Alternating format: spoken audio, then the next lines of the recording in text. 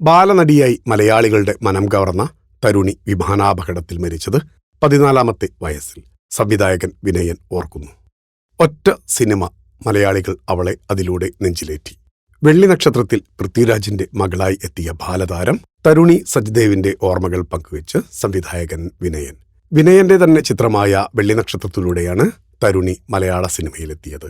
അതേ വർഷം വിനയൻ തന്നെ സംവിധാനം ചെയ്ത സത്യം എന്ന ചിത്രത്തിലും പൃഥ്വിരാജിന്റെ മകളായി തരുണി അഭിനയിച്ചിരുന്നു. വെള്ളിനക്ഷത്രത്തിന്റെ ചിത്രീകരണ വേളയിൽ കുഞ്ഞ് തരുണിക്കൊപ്പമുള്ള ചിത്രം പങ്കുവെച്ചാണ് വിനയന്റെ കുറിപ്പ്.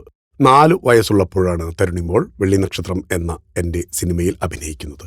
ആ വർഷം തന്നെ സത്യത്തിലും തരുണി അഭിനയിച്ചു. രണ്ടിലും പൃഥ്വിരാജായിരുന്നു നായകൻ. ആരെയും അതിശയിപ്പിക്കുന്ന അഭിനയ ചാരുതയുള്ള ആ അദ്ഭുത ബാലിക 14-ാമത്തെ വയസ്സിൽ 2012-ൽ നേപ്പാളിൽ വെച്ചുണ്ടായ വിമാനാപകടത്തിൽ അമ്മ ഗീതയോടൊപ്പം മരണപ്പെട്ടു എന്നാണ് വിനയൻ കുറിച്ചത്. പരസ്യചിത്രങ്ങളിൽ അഭിനയിച്ച തരുണി സിനിമയിലേക്ക് കടന്നു വന്നത് 4-ാം വയസ്സിലാണ്. വെള്ളിനക്ഷത്രത്തിലെ കുക്കുറു കുക്കുറുക്കൻ എന്ന ഗാനം ഇന്നും കുട്ടികളുടെ ഇടയിൽ തരംഗമാണ്. അത്രയേറെ ജനപ്രീതി ഒറ്റ സിനിമയിലൂടെ തരുണി എന്ന കുഞ്ഞ് നേടിയിരുന്നു.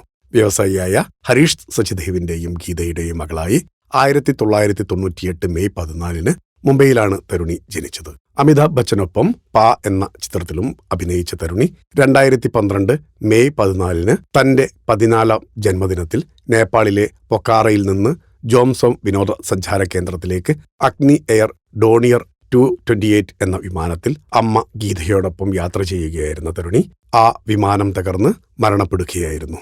2 ദിവസങ്ങൾക്ക് ശേഷം മെയ് 16-ന് മുംബൈയിലെ വസതിയിൽ എത്തിച്ച അവരുടെ മൃതദേഹങ്ങൾ സംസ്കരിച്ചു. 20ഓളം യാത്രക്കാർക്കും ഇതേ വിമാനാപകടത്തിൽ ജീവൻ നഷ്ടപ്പെട്ടു.